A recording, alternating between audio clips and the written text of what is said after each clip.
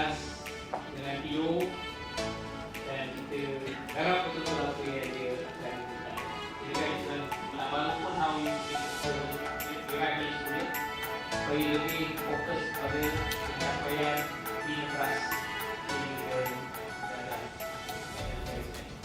lima kelas tu adalah daripada kelas 1.5.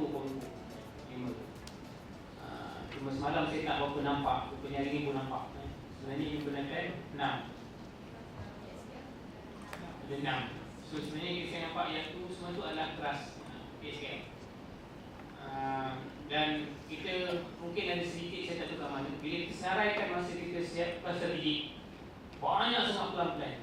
Sebenarnya PSKM saja. Kita tak tahu kat mana macam kita boleh terkeluar macam-macam pelan-pelan tindakan, pelan-pelan perancangan.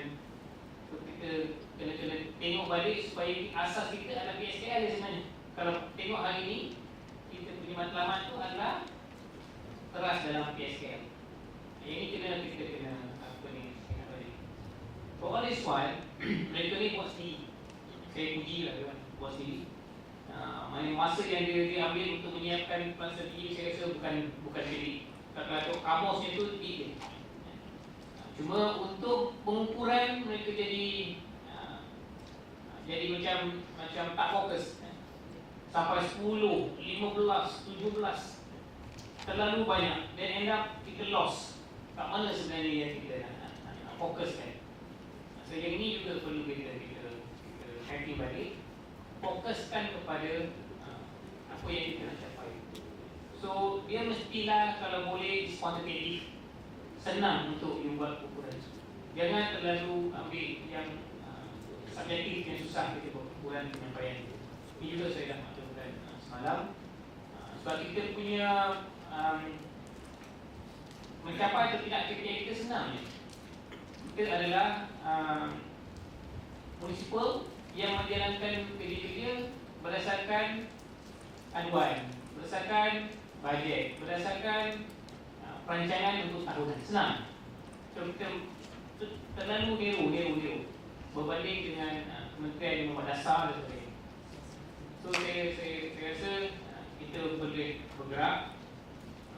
Sama ada nanti pengurusan akan decide kita framework tu kita kena konsisten dulu bersama, bersetuju dengan framework, dan baru kita start campaign. Campaign ni pun kena ada guidance lah. Kena ada guidance. Kita akan nanti akan tengok bagaimana kita akan ada syarikat individu ataupun siapa yang akan guidance kita punya plan strategi. Dia semuanya pergi kepada macam plan untuk laksana. Yang itu kita perlu juga ada sasaran. Sama ada kita nak berterusan. So kita mesti sebenarnya tadi seperti kita yang jadi this is all KPI kepada korporat pula. Bila korporat bila dia dapat apa tindakan ini untuk menyelesaikan aduan. Tadi kita dah tunjukkan. Semua itu juga perlu ada flow chart. Yang ini perlu dinamik. Kita boleh jangan rigid. Kalau kita rigid, kita tak akan bergerak lebih ke hadapan. So, apa pun yang kita buat, memang